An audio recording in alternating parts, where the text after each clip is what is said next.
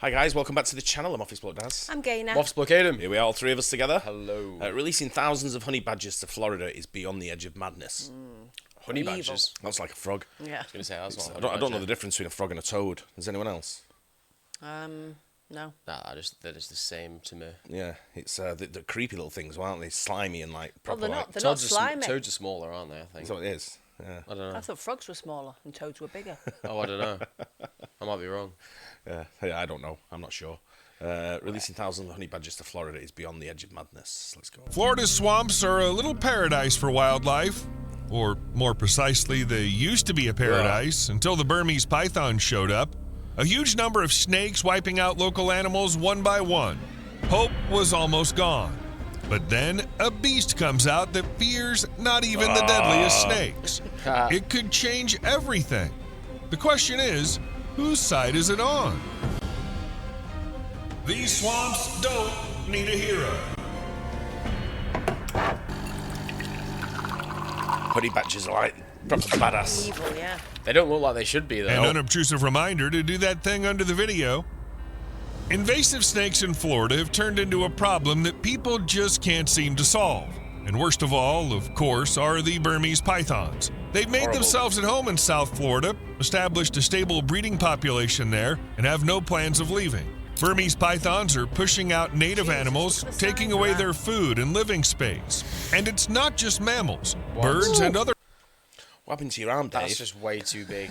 What happened to your arm, Dave? Well, I don't know what. I was in the swamp trying to catch this snake, right? And just as it got it, I was holding it up. Alligator come and got it. Come and whip my arm off. What are you doing in the swamp like that, looking for snakes? Right? Have a day off. I know. Right? Just it's bravery, that, You're in man. Florida, man. Go and watch a ball game or sit in the sun for a bit or something. Right? They're crazy. reptiles are affected too, and the consequences are already visible to the naked eye. In Everglades National Park, the numbers of many native animals have dropped catastrophically. What's going on A there? 2012 That did, study yeah. showed that since 1997, the raccoon population fell by 99.3%, opossums by 98.9%, and bobcats by 87.5%. The remote southern areas where pythons have been around the longest have been hit the hardest. By the most conservative estimates, there are already tens of thousands of them. But the trouble isn't just with Burmese pythons. While they're getting all the attention, other large snakes have made themselves at home in Florida, like green anacondas and boas. They found their place in the Sunshine State too, and are steadily expanding their range. Authorities and scientists have been trying to stop this invasion for years. In 2023, for example, they allocated $3.35 million to step up efforts to wipe out Burmese pythons and other non-native species. But no matter how much effort they put in, no matter how much money they pour in, the situation hardly changes. And yet, the internet has an idea that could change everything. Please welcome the beast that can withstand the venom of deadly snakes. The beast that Guinness World Records calls the most fearless creature on Earth. The beast that won't hesitate to fight a lion or a hyena for food. The honey badger. Badass. Can honey badgers be introduced into Florida's Everglades to bring down the Burmese python population? Honey badgers are mammals spread across Africa, Southwest Asia, and the Indian subcontinent. All of that's a world away from Florida, and on the surface, the plan sounds completely insane. Why honey badgers, though? All right, I guess that question only really comes up if you've never heard of them before. Honey badgers are fierce mammals that people often mistake for badgers. Though in fact they're closer to weasels and other members of the mustelid family, they really do look like a badger, only with a bowl-shaped white stripe running all the way down their back. But behind that peculiar look is a spirit any predator would be proud to have. The honey badger is omnivorous, and it couldn't care less what's in front of it, a plant or an animal, a fresh kill or something that's been lying around, a tiny lizard or an antelope 10 times its size. If it has to fight grown lions for food, it'll fight, and that's the lion's problem. That kind of appetite and diet call for not only power, but smarts as well. Honey badgers are always digging, climbing, squeezing through narrow cracks, and finding their way back out, solving new problems to stay alive. They've got a fairly large brain for their body size, and they're one of the... Looks like he don't give a shit. I was just wondering then. doesn't- I wondered if you could mate it with something else and make like a super honey badger. Why would you? What with a 'Cause lion? it's only small, so if you mate it with something bigger and make it as evil, then you've got like something bigger. Nah, I wouldn't want that. you don't want a big honey badger.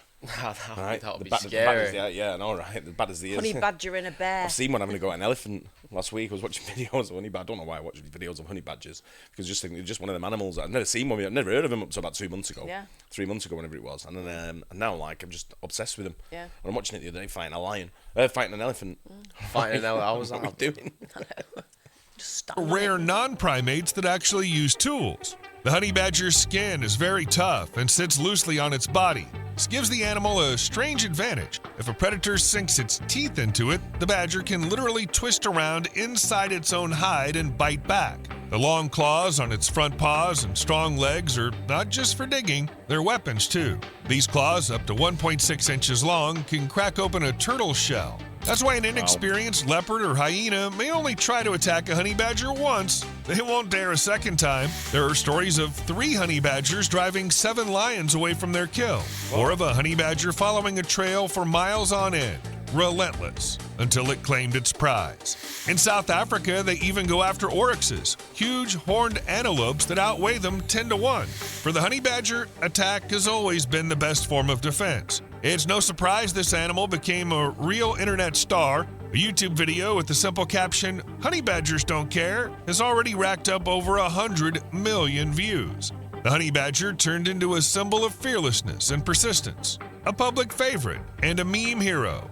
Which is exactly why when the topic of Burmese pythons came up, many thought, who else but the honey badger could handle the invasion? And here's another important factor. Snakes make up about a quarter of the honey badger's diet. And we're not talking about some harmless little grass snakes, but real venomous predators. It's often believed that honey badgers are born immune to their venom, but that's not exactly true. Their resistance builds up gradually. Female honey badgers raise their young for a long time, up to 1.5 years, and during this time they put them through a kind of venom school. First showing them scorpions, the weakest ones, then moving on to more dangerous creatures. Only when the cub grows strong enough does it start taking on cobras and vipers. It's believed that generation after generation, honey badgers and their ancestors developed resilience at the molecular level and can now survive what would kill any other creature. Even huge pythons don't seem like unbeatable opponents to them. The African rock python is 3 times heavier than the average honey badger and can weigh up to 198 pounds. It's one of the largest snakes in the world, an experienced hunter capable of crushing its prey in coils. But the honey badger wins not with size, but with ferocity. In 2017, in South Africa's Kruger National Park, a honey badger hunt was caught on camera. It lured a big python out of hiding and didn't hesitate to attack, and won. In these kinds of fights, the honey badger often comes out on top.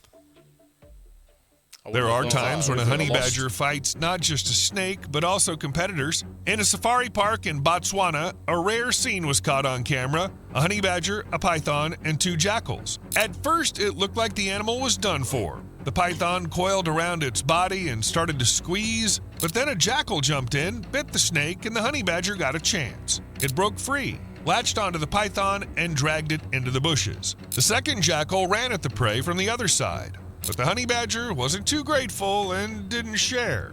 In short, back in its native Africa, a honey badger not only hunts pythons, but can also steal prey from other predators. Where others steer clear of snakes, it goes on the attack. But what about the snakes it might face in Florida? So honey badgers can handle southern African rock pythons, but Burmese pythons are a whole different story. A rock python usually grows to 9 to 13 feet, with anything over 15 feet being rare. A Burmese python, on the other hand, typically reaches 16 feet. The record holder even made it into the Guinness World Records. In July 2023, a 19-foot specimen was caught in Florida, a monster that could rival an anaconda. So overall, the Burmese python is bigger and more dangerous than the rock python. But there's a catch here too. Snakes aren't born 16 feet long. To reach those giant sizes, they need time and lots of food, which means Florida's home to tens of thousands of smaller pythons, which means they're about the same size as rock pythons, typical opponents for a honey badger. Now let's imagine that honey badgers were actually released in Florida. What could that lead to? In Southeast Asia, where Burmese pythons come from, they have plenty of enemies. Crocodiles, monitor lizards, king cobras, other pythons, tigers. Basically, all sorts of animals hunt them, but in Florida, there's nothing like that. and the pythons are breeding like crazy. Once a python grows big enough, it basically has no real threats. Nothing can seriously harm these snakes, except maybe alligators or the rare American crocodile, and that's exactly why the population has exploded. The honey badger, in theory, could be the missing predator that restores the balance. Moreover, as I've said, the honey badger is omnivorous. Its diet always includes eggs, which means it can take down pythons at any stage of their life. First, it raids nests and eats the eggs, then it hunts the young snakes. And even when the pythons grow to an age where no one bothers them anymore, the honey badger keeps attacking. Because, well, it's a honey badger. For it, there's no such thing as wrong prey. The habitat won't be a problem either, because honey badgers live just about anywhere. Forests, plains, deserts. So Florida's climate, with its swamps, tropical heat, and thick brush, would be right up their alley. Thanks to their adaptability, honey badgers could spread across the entire range of pythons and hunt them wherever they cause trouble. The idea, in general, looks like classic biocontrol. We bring in a born snake hunter, and all those traps, shootings, and endless hunts gradually become a thing of the past. As a result, you can even save some money. Pay once to bring in and release the honey badgers, and there's no need to pour in millions like they do today. Seems like a solution to all problems. But hang on, this idea has some cons too. First off, being omnivorous, which should be a plus. The honey badger is not a narrow specialist in snakes, but a voracious all-rounder. In the wild, it kills and eats up to 60 different animal species, from insects, frogs, turtles, lizards, and rodents, to birds and their eggs. It eats berries, roots, and bulbs too. It tears into every part of its prey. Skin, hair, feathers, meat, and bones. Most of its meals are animals over 3.5 ounces. Cobras, young pythons, spring hares. There are even reports of honey badgers attacking sheep and goats and killing black mambas. In India, they say they dig up human graves. Again, just for a bite. No limits. No fuss about what to eat either. And now imagine releasing this living, cunning, clever meat grinder into Florida. A region with more than 80 ecosystems, home to 700 species of land animals, 200 species of freshwater fish, thousands of marine fish species, and countless insects. Many unique plants live here, some of which are threatened with extinction. Scientists have counted over 1,500 plant species endemic to the North American coastal plain, and more than 250 of them are found only in Florida. No wonder this plain was recently named the 36th Global Biodiversity Hotspot. This place is full of tiny animals, and none of them are ready for such a ravenous predator. You can't exactly order honey badgers to only eat Burmese pythons, of course, because they'll eat anything they can get their paws on. Yeah. What's more, there's a chance they won't even notice the pythons. Why bother with a big, dangerous prey when there's a full-on buffet all around? And that was just the first downside. The second one, the scale of the threat to animals who were already struggling. As I said, Florida's home to a lot of rare species. Along just a 20-mile stretch of the East Coast, sea turtles lay more than 68 tons of eggs. 5 species of turtles nest here, 3 are already considered vulnerable, and 2 are on the brink of extinction. And all those eggs are an easier and safer meal for the honey badger than a dangerous Burmese python. The situation with the American crocodiles isn't much better. They live in the coastal areas of southern Florida, at the northern edge of their range. In 1975, they were listed as an endangered species, and although their population has grown from just a few hundred to around 2,000 adults since then, the species is still at risk. Crocodile eggs, like turtle eggs, are a tasty treat for the honey badger. Besides, unlike pythons, they don't put up a fight. And finally, the third downside. The honey badger in Florida would also become a non-native species without any natural predators. Actually, even in Africa, it doesn't have that many enemies. Sometimes leopards, lions, or hyenas hunt honey badgers, but more often, predators just stay away. The animal is too fierce and small. There's not much meat, and it takes a lot of effort to catch. It's much easier to go after something bigger and calmer. In Florida, the list of potential enemies could include the bobcat, the Florida panther, the Florida black bear, and the alligator. But there are 2 things to note. First, all of them except the alligator are rare. There aren't enough of them to really affect the honey badger population. Second, they'll probably figure out the same thing African lions and hyenas did. It's better not to mess with this animal. Ultimately, we end with an aggressive and ravenous predator. a population of which no one would naturally keep in check. And Not long that's before where you it see becomes many of obvious. them. Yeah. The idea of putting honey badgers in Florida is, to say the least, questionable. But to really make sure it's a terrible idea, let's look at history. History has plenty of examples of biocontrol that turned into biocatastrophe. One of the most famous tragic disasters happened in Hawaii in the late 19th century. Back then, wealthy plantation owners were desperately trying to save their main crop, sugarcane. Rats loved the sweet juice and spent all day gnawing at the stalks, ruining the harvest. And in the 1880s, farmers decided they'd found the perfect solution. They brought mongooses to the islands. The logic was simple. The predators would hunt down the rats and wipe them out on the spot, leaving the cane untouched. But this theory fell apart almost immediately.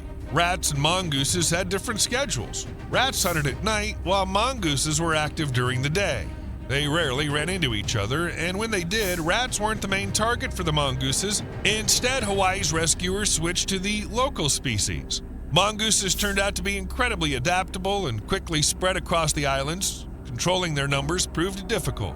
They started hunting small birds and their eggs, sea turtles and insects. Mongooses even ate plants and fruits.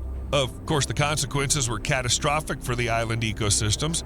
Today, mongooses are blamed for the disappearance of at least 8 bird species that were found only in Hawaii. The second story is no less famous because it happened in Australia in 1935. Back then, sugarcane plantation owners were also looking for a way to deal with pests. Only this time, the enemy was beetles eating the cane roots. At the farmers' request, the government released about 2,400 cane toads in northern Queensland. The plan was exactly the same as in Hawaii. The toads would eat the beetles and save the crop. But it all followed the same old story.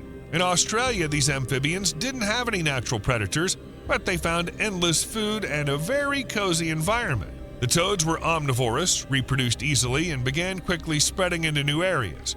Now their population is already in the millions. Their poison is deadly for local animals and even pets. If an animal tries to touch the toad, bite it, lick it, or swallow it, it could end up dead. On top of that, the toads push out native species, stealing their food and living space. Anyway, we covered this story not long ago, so I won't go over it again. There are plenty of similar stories worldwide. Look at guppies, those colorful aquarium fish. They used to be shipped everywhere to combat malaria. Guppies readily gobble up mosquito eggs. What's not to like? But today, these fish have established themselves in over 60 countries, and they haven't always been harmless. In Mexico, for example, guppies are a threat to native top minnow fish. Another example is the harlequin ladybird, native to Asia. Since the 1910s, it's been widely used as a biocontrol agent against aphids and scale insects. The harlequin ladybird was seen as the perfect generalist, a species that could survive in all sorts of conditions, voracious, adaptable, and able to tackle any pest. And indeed, it proved successful as a control method, but then the side effects started to show. Today, populations of the harlequin ladybird have settled in at least 59 countries outside its native range, from Europe to both Americas. It became a real invader, threatening local species and even agriculture. A quarter of the scientists surveyed openly called this ladybird a potential threat. And finally, a case from aquatic life. Red-bellied tilapia, part of the Cichlidae family, used to be found only in the northern half of Africa and the Middle East. Nowadays, though, it's everywhere. It got around both on purpose and by chance, even being used to tackle water weeds. The problem is that red-bellied tilapia turned out to be greedy and totally unpicky about food. It eats insect pupae, which reduces the biomass that was supposed to feed local fish. And its invasion range is impressive. Southeast Asia, West Asia, Western Australia, islands in the Southern Pacific, the USA, Europe, the Caribbean. Red-bellied tilapia has established itself almost everywhere and started competing with local wildlife for resources. And here the parallel with the honey badger is obvious. Being greedy and omnivorous might not be a plus, but a drawback. If you released a honey badger in Florida, it would turn out to be just like a tilapia on land, or a mongoose, or a ladybug, or even a bit like a cane toad. The main reason for all these ecological disasters is that biocontrol was way too often carried out without proper research and without understanding the collateral issues. The very term biological control sounds nice. It brings up images. A predator keeps a pest in check. Nature restores balance on its own. Humans just give a little nudge, and everyone's happy. But reality has always turned out much darker. There were straight-up disasters caused by ignoring the most basic scientific procedures. Let's take the same cane toads. They were released in Australia by an entomologist, a researcher at a sugar industry science institute, and he did it against the advice of his colleagues. No one checked whether the cane toads would even eat the bugs they were brought in for. Almost no research was done on their food preferences, and in the end, we have what we have. However, it should be said that not all biocontrol stories end in disaster. It's just that we hardly ever hear about the cases that went well, but that doesn't mean they don't exist.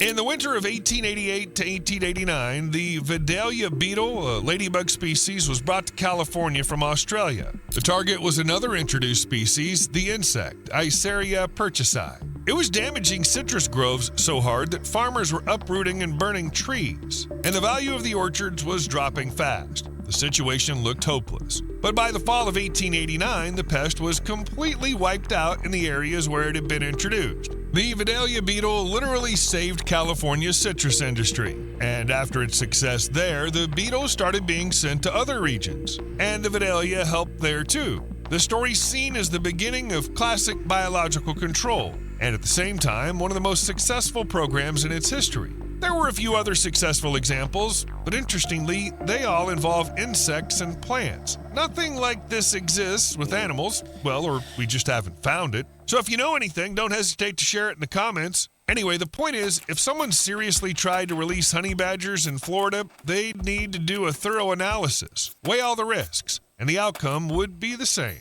Scientists would be horrified and say right away, this is a bad idea. I can't argue with them. No, really, this idea would cost Florida's ecosystem way too much. And anyway, there's no such thing as fixing all the damage done to nature with just one magic pill or a magic honey badger. No animal could defeat Burmese pythons once and for all, not even humans. I've already mentioned that in Florida, there are whole groups of hunters who've dedicated their lives to catching invasive pythons. They get paid $50 for every snake under 4 feet, plus $25 for every extra 12 inches. Spotting an active nest can earn you a whopping $200. But hunting alone won't fix the problem. For an ecosystem to get rid of an invasive species, you need a full-on approach. Education, policy, and the latest scientific know-how. Even today, new technologies are being developed to track and catch pythons. Much has been accomplished, and we should keep raising awareness about the threat these snakes pose, so Burmese pythons aren't let loose in the wild, and pet snakes are chipped and monitored more carefully.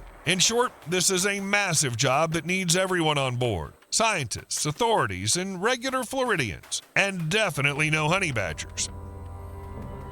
Just imagine, honey badgers actually got introduced, released, they liked it, bred all over Florida, and became a new invasive species. Harmful and dangerous. Then what? Getting rid of them would be impossible. You can't just bring in some other predator, even tougher. And you know why? Yeah, there's no one tougher than honey badgers. And that's not all. Honey badgers could end up costing not just Florida's ecosystem, but people too.